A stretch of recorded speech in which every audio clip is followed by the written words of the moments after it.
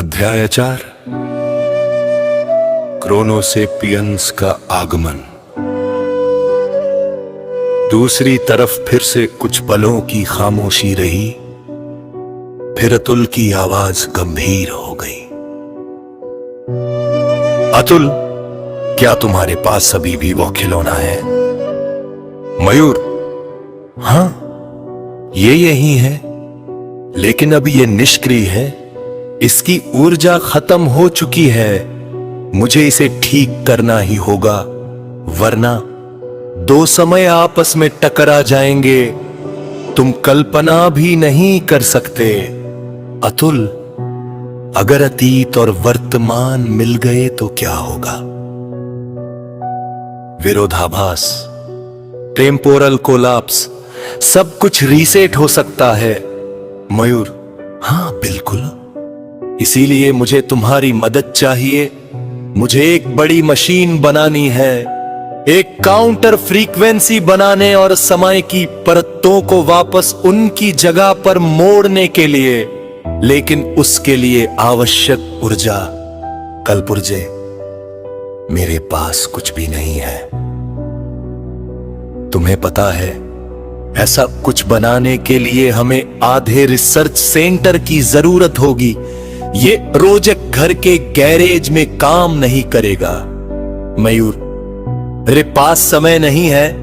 अतुल, हर minute वो भूतिया शहर और अधिक वास्तविक होता जा रहा है। सैनिक लोगों को छूने लगे हैं। हवाई जहाज के पायलट नेक्सस सखी की कारों को देख रहे हैं। अगर हमने देरी की तो समय ही ढह जाएगा। अतुल की आवाज में अब संदेह नहीं, बल्कि डर था। अतुल, ठीक है मयूर, मैं तुम पर विश्वास करता हूं। बताओ हम कहां से शुरू करें? मयूर की आंखों में एक चमक आ गई। मेरे पास ब्लूप्रिंट है। मुझे एक हाई पावर एनर्जी सोर्स और सटीक कंपन पैदा करने वाले उपकरणों की जरूरत है। क्या तुम्हारे पास इन्हें हासिल करने की पहुंच है? मेरी लैब में कुछ ऊपर है। मुझे तुम्हारी जरूरत है अतुल, यहां जालना में। अगर तुम यहां आओगे तभी मैं सब कुछ ठीक से समझा पाऊंगा। मेरे प्रयोग के नोट्स, अवलोकन, सब कुछ यहां है। तुम्हें आना होगा, ठीक है? लेकिन अतुल, याद रखना, ये सिर्फ हमारा रोमांच नहीं है, ये एक वैश्विक समस्या है। और अगर हम असफल हुए तो शायद हम जीवित भी ना बचे। फोन के दूसरी तरफ फिर सन्नाटा फैल गया। फिर अतुल की आवाज आई, अतुल, ठीक है तो मैं आ रहा हूं, लेकिन मयूर, याद रखना, अब ना केवल तुम्हारा बल्कि पूरी मानवता का भविष्य दांव पर है।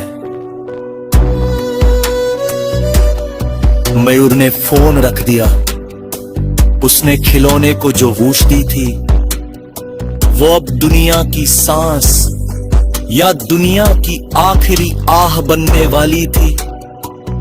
उधर अमेरिकी सैटेलाइट छवियों में एक अजीब बदलाव दिखाई देने लगा।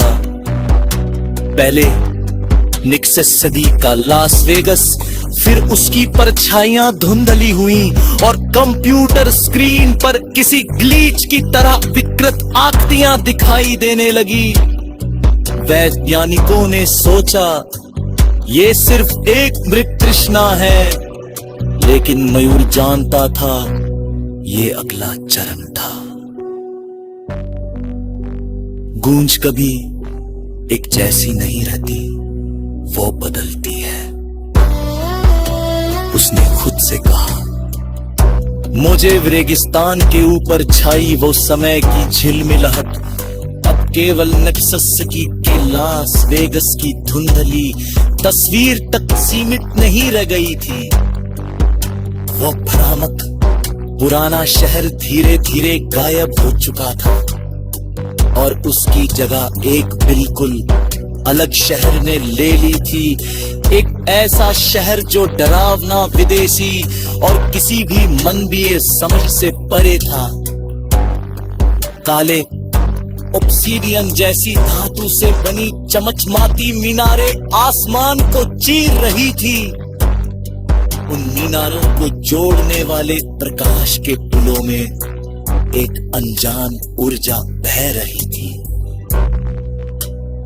शहर कुछ ऐसा था जिसकी कल्पना कोई भी इंसान कभी नहीं कर सकता था। ये एक एलियन बुद्धि और तकनीक का एक भयानक स्मरण था। और फिर उस शहर से वे बाहर निकले।